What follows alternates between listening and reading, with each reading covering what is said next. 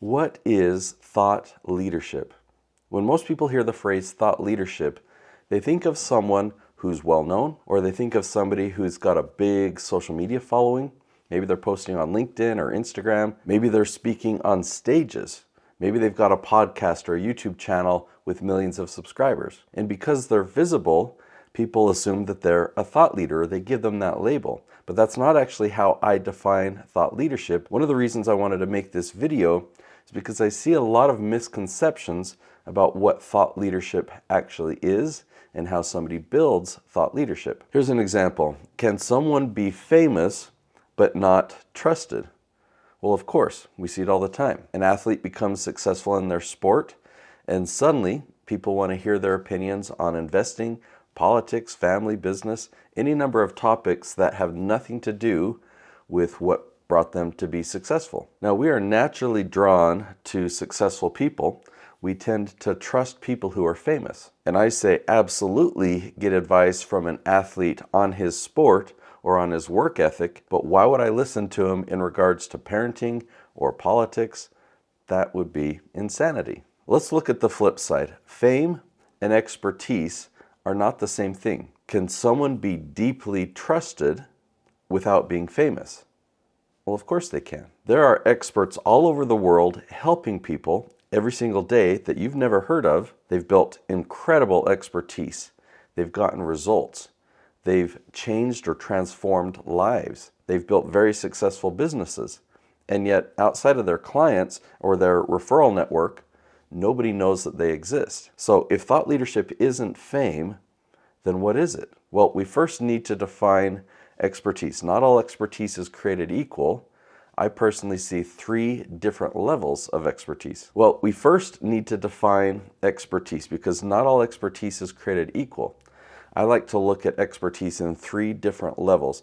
Level 1, you have the knowledge, right? You've studied it. You understand the theory. You've had the conversations and debates. So you understand the knowledge. You're a level 1 expert. Level 2 expertise means you've gone out and applied it, right? So it's not just academic knowledge, but it's applied. You've experimented. You've failed, but picked yourself up. And ultimately, to be a level 2 expert, you have to have found success with all that knowledge. You've gone out and applied it and achieved some result. So you were at point A and you struggled on the way to point B so that you've learned way more. Now you have wisdom and you've achieved some end result. You have success. Now level 3 is much more important to thought leadership. What you've been able to do is help someone else achieve that level of success. And that requires a whole new skill set. So you've taken somebody by the hand there at point A, and you've successfully led them to point B. The challenges they've faced were different. They have a different business, they're a different person, right? So there's a lot of nuances or a lot of changes or things that you also have to learn to become a level 3 expert. To me, level 3 is where expertise becomes valuable, and I'd call it the minimum requirement for thought leadership. A thought leader is not simply someone who knows something or shares thoughts about something. A thought leader is someone who can significantly help people. Now, I think a lot of people stop there. They think, okay, if I'm really good at what I do, then I'm a thought leader. Not quite, because there are countless levels of experts who remain invisible. The world has no idea that they exist. And that's where my definition really starts to differ from what most people teach. So again, most people define thought leadership by what people see when they find you, like your personal brand, your photography, your website, your logo, your messaging. All these things are very, very important, but there's another side to thought leadership that gets overlooked. So if you can genuinely help people, but nobody can find you, then your expertise stays invisible. Now, with thought leader or thought leadership, let's focus on the word leader. Do you, as an expert, lead your industry? Are you the number 1 authority in your niche? Are you the person found at the top for all the searches on your subject? Combine all those things together, a level 3 expertise, the ability and track record to really help people, and then the credible positioning everywhere your audience looks. That's what I call thought leadership. Combine those things together true level 3 expertise, the ability and track record to really help people, and the credible positioning everywhere your audience looks. That's what I call a thought leader. So let's talk a bit more about this positioning. Are the dream clients that you hope for able to find you? These people that need your help but don't know that you exist, is there anything directing them to you? That's what I'm the very best at, and I'm going to teach you how. When your dream clients are looking for help, where do they go?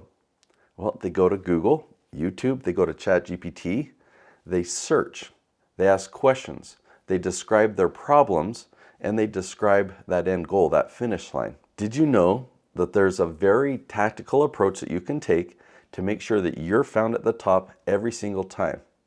That would change the game, wouldn't it? Okay, so here it is really quickly. Step 1, find the exact questions that your ideal clients are asking online. Step 2, make helpful videos answering those specific questions one by one.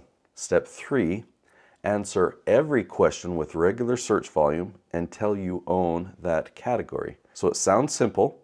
The right people discover you, they learn from you, they begin to trust you, and they see you as the expert. So when I define thought leadership, I don't define it by audience size. I don't define it by followers or by fame. I've seen channels with millions of subscribers that have very little authority and that generate very little revenue, sometimes zero. And I've seen channels and created channels with, say, 20,000 subscribers that completely dominate their category and generate 8 figures of revenue. Now here's where things get interesting. Most experts already have someone in mind, someone they look up to, or someone that they assume owns their industry, somebody that they believe is untouchable. Maybe it's a huge YouTube channel, or maybe it's a best-selling author. Maybe it's a competitor that's been around for decades. Who is that person for you? Because they're so visible, we assume that they own the category. But the good news is, visibility and ownership are not the same thing. In fact, one of the things that I've discovered over the years is that I've never found a category that is truly untouchable, not a single one. Now, some categories are harder than others. Some categories have stronger competition, but every single time I start researching the questions that people are asking, I find gaps. I find gaps everywhere. Questions that nobody has answered, or that they've answered very poorly. Questions where YouTube is showing weak results, and questions where ChatGPT is pulling from very incomplete sources. So that opens up a huge opportunity. So thinking about this untouchable leader, right? Many experts look at the leader and they think, how could I ever compete with them? Well, that's the wrong question. A better question would be, what questions are my dream clients asking that these experts haven't answered? And when you actually do some digging, you find that these larger-than-life thought leaders that you're intimidated by, they haven't even scratched the surface. They became large by getting broad attention. And with some smart strategy, you can outrank them in just a few months. So as I start to teach people, many people think that thought leadership then is defined by a level 3 expert with amazing personal branding. Well, I don't, because there's still something missing. You need to be leading at the top. A true thought leader never has to compete. They own their category, and every other expert in their industry knows it. This didn't happen by accident. It doesn't happen by luck, not by going viral, having a video that really takes off, right? Not by that, not by a best-selling book, not by a keynote on a massive stage. Those things don't create a thought leader, but those things do come to real thought leaders automatically. So category ownership means that wherever someone turns, they find you. They turn to Google and they find you, to YouTube, to ChatGPT. Everywhere they look, there you are. So I want to get even more clear. I want to make sure that you understand the difference from an influencer, an educator, an expert, and a thought leader. Okay? A social media influencer gets attention. They get the most views and subscribers, but they aren't paid for their expertise. They get paid by advertisers on social media or YouTube. An educator, they transfer knowledge. Now, teachers are valuable and needed. They're sorely underpaid, and they're invisible to the masses who need them. Most experts get results for themselves, but they live in isolation. Now, a thought leader is a level 3 expert who owns their topic, is discovered in the perfect moment, is trusted, is hired, and someone who causes transformation in their clients. And they own their category. So why do so many brilliant experts remain invisible? Well, they only focus on 2 or 3 steps of personal branding. All 3 areas of personal branding are critical for building a thought leadership brand and thought leadership positioning. So let's discuss the 3 different areas. Okay, so there's the thought leadership image. Now that's your logo, that's your photography, that's your website, that's your style guide. So that totally needs to be refined. You need to have a good thought leadership image. The second part is the messaging. Most people start with the first part. They have a really good image, but they haven't done the messaging yet. Okay, but then some people also take care of the messaging, which is critical. This is where you can really convey and articulate who you help, who is your dream client, and what problem do you solve?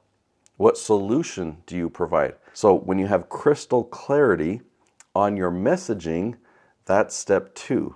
But step 3 is thought leader positioning. Now the word positioning gets used in a variety of different ways. Some people consider the image or how you are positioned, right? They'll use positioning in that way. I define positioning as where you're found and making sure that you rank at the top everywhere in your industry so that you're positioned at the top. You've got to have all 3 ingredients to be a thought leader.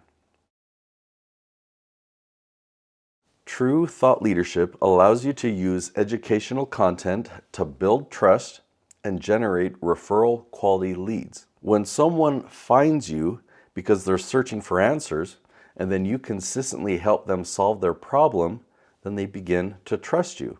They don't feel like they're being sold to. They feel like you're helping them. So over time, that relationship becomes incredibly valuable. By the time they schedule a call with you, they already know who you are, what you believe, and how you can help them. So that's why these leads behave so much like referrals. So fame gets you noticed, but trust is what gets you hired. Now, when I talk about owning a category, I want to make sure that we're all seeing the same picture. Owning a category doesn't mean that you're the only expert. It doesn't mean that no one else is allowed to create content on your topic. It means that whenever someone starts looking for answers in that category, they keep finding you. So even though there are many other experts out there, they always find you. They find you on YouTube, they find you on Google, they get recommended to you by ChatGPT.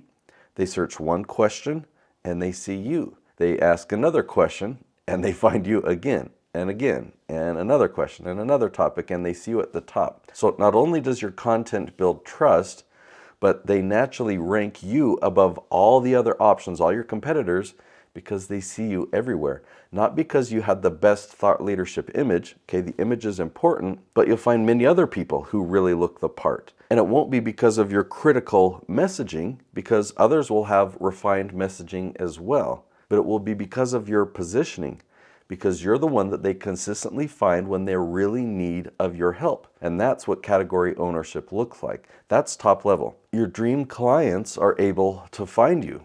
I mean, your quality of your leads improve.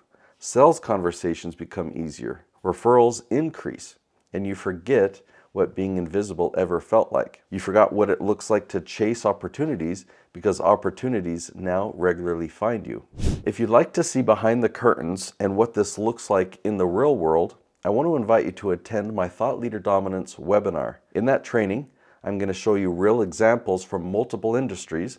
I'll show you the experts who've gone from virtually unknown to becoming that go-to authority in their space. You'll see what category ownership actually looks like, and you'll see how we identify the right categories and how to find the questions that your dream clients are asking. You'll see how we uncover opportunities that competitors miss and how we build evergreen content that compounds over time. You'll also see how experts position themselves to be that trusted authority that their dream clients find first. By the end of the webinar, you'll have a clear roadmap of how to gain traction, how to own your category, and become that go-to authority in your space without paid ads, without spam, without needing to go viral. Just a proven system for building trust, visibility, and authority where your audience is already searching for your help. Go to theleafstrategy.com, register for my next Thought Leader Dominance webinar. I'll see you there.